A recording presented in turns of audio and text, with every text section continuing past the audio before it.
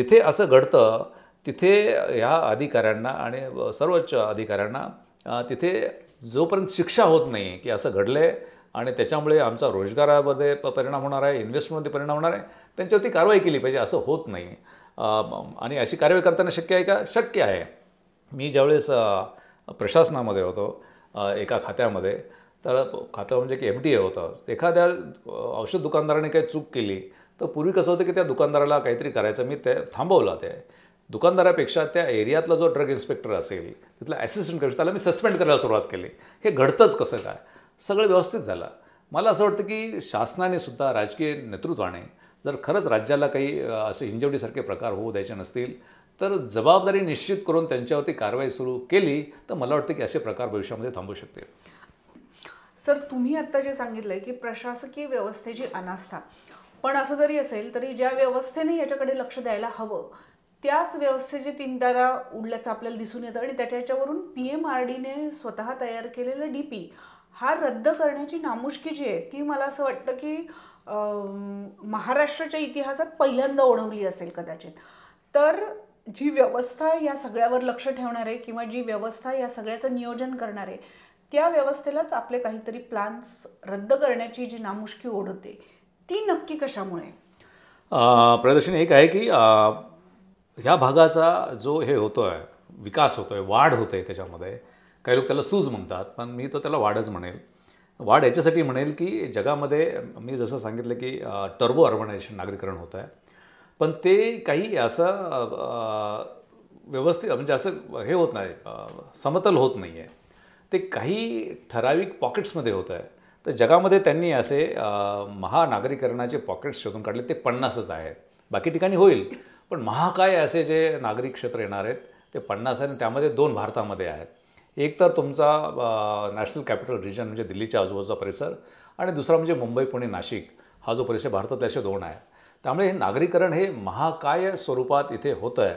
आणि हे होताना मग त्याचं व्यवस्थितच झालं पाहिजे, यासाठी PMRD आलं. माझ्या दृष्टीने PMRD हे 15 ते 20 वर्ष उशिरा आलेलं आहे. खरी चूक तिथेच झालेली. PMRD त्यापूर्वी यायला पाहिजे होतं.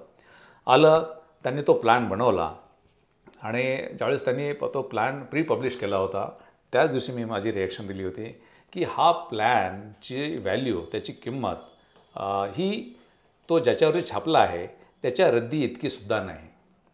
तो अशा पद्धतीचा होता की म्हणजे लोकांच्यासाठी, कारण आपण हा जो प्लॅन बनवतो आहे तो भविष्यातील हजारो वर्ष, म्हणजे 20 वर्षासाठीचा नाही आहे, हजारो वर्ष तिथे जी व्यवस्था होणार आहे त्याच्यासाठीचा तो बेसिक पहिला प्लॅन होता.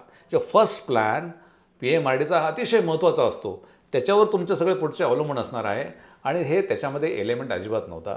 त्याच्यामध्ये झालं काय की अधिकाऱ्यांना प्रशिक्षण असतं, त्यांचा नेहमीप्रमाणे त्यांची प्रगल्भता असते, पण त्यांनी त्याच्यामध्ये गल्लत केली. गल्लत अशी होती की शहर विकास आराखडा असतो, म्हणजे जिथे शहरं डेव्हलप झालेली आहेत त्याच्यासाठी, आणि ग्रामीण भागासाठी तुमचा मग रिजनल डेव्हलपमेंट प्लॅन असतो. त्यांना वाटलं की हा एक तर रिजनल डेव्हलपमेंट प्लॅन आहे किंवा सिटी डेव्हलपमेंट, हा महानगर विकास आराखडा पाहिजे. त्यांनी महानगर विकास आराखडा केलाच नाही.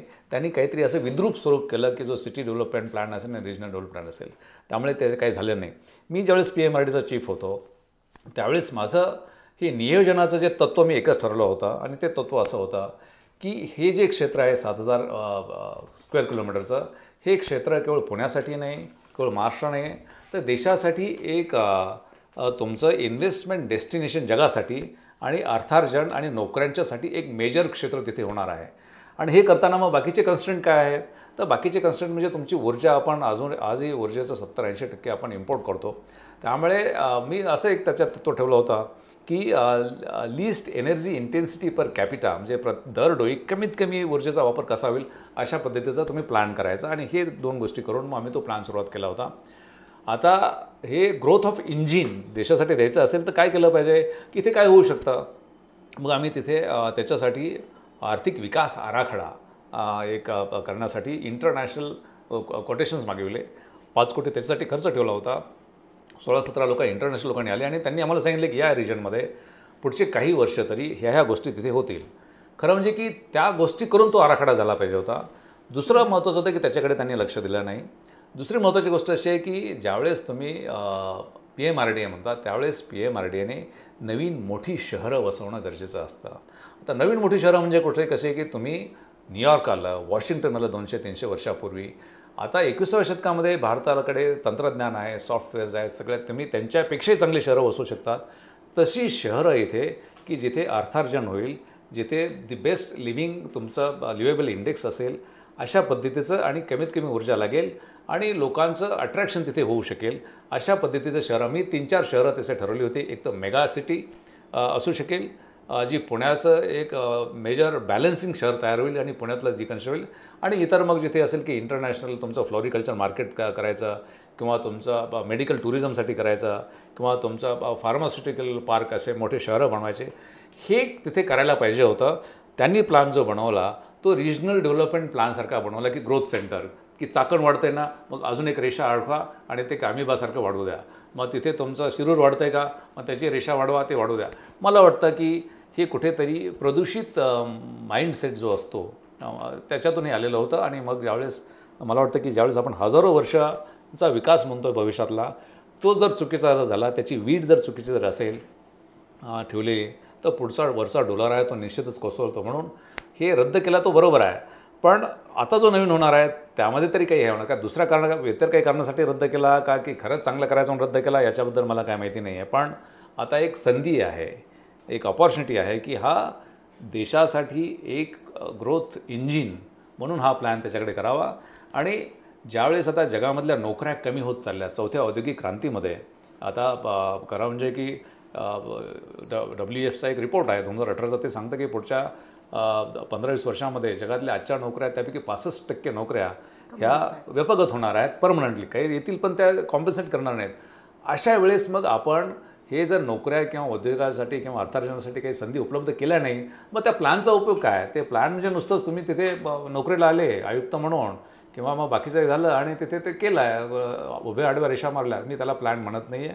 ते काहीतरी टाईमपास करण्याचं होतं. मला असं वाटतं की जनतेने लक्ष दिलं पाहिजे की तुम्ही या क्षेत्रामध्ये किती लाख नोकऱ्या आणण्याचं पोटेन्शियल करणार आहात. आणि जगामध्ये आपली लोकसंख्या 17% आहे भारताची.